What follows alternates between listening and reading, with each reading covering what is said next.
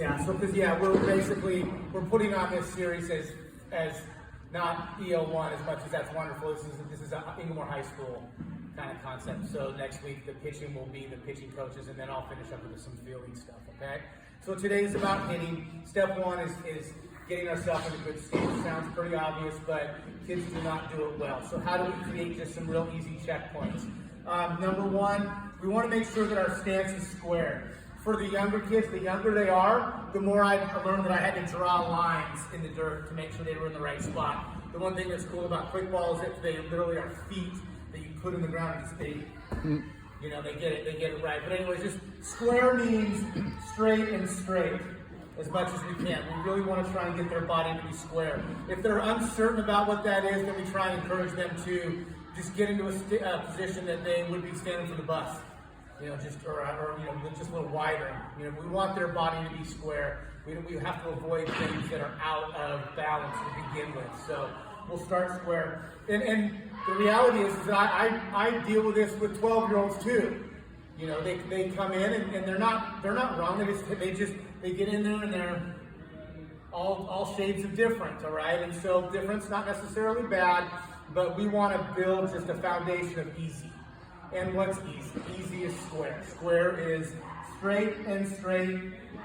My feet are just about wider than my shoulders. Some kids can get a little wider. I would hesitate for kids to get much more narrow, because if they're more narrow, they stop being athletes. All right, so that would be a must for me. So the hands, a good target is back shoulder. All right, so bad, not as bad, but not great, right? And then, so back shoulder is a good target for me, okay? So just the top hand being at the back shoulder. Think about like if you're pulling a bow and arrow, kind of right just in that neighborhood, okay? Again, it's not absolute, like you're not gonna fight a battle with a kid because he wants to do it this way. I would fight a battle if he was here though. I would make him change that. So I would make him lower his back, right? Are you guys old enough to know Eric Davis? Some of you are, yeah. Anyways, he was a red. But right here is a good starting point for us.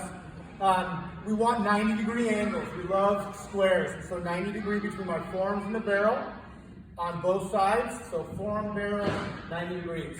Right, pretty simple, okay? We don't want to be outside of that 90, all right? Even when they get to high school, if there's kids that start outside that 90, they have to achieve that 90 in their load, and they don't do it very often. They don't do it well enough. They don't do it consistently. So what do? We just get 18-year-old kid, get you to 90. Why? Because it's easy, right? It's simple and it's correct.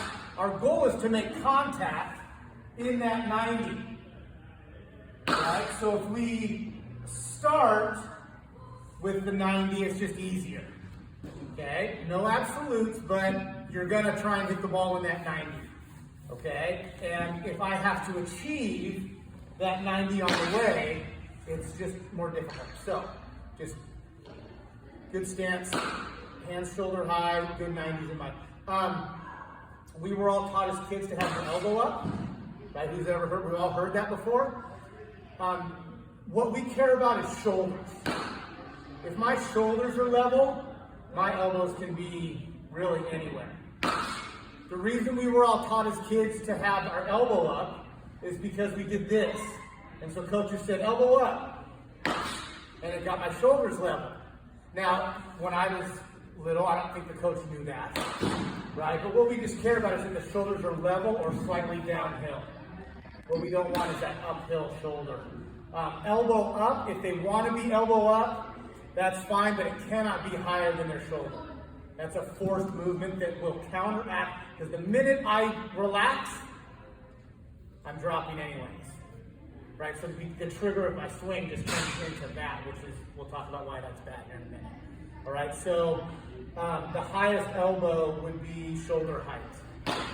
Okay, think of Ken Griffey, right? He was just right in here, right that shoulder height. He was never kind of that high. So just, that's as high, but because, and we all heard it because we were kids, elbow up, elbow up, elbow up.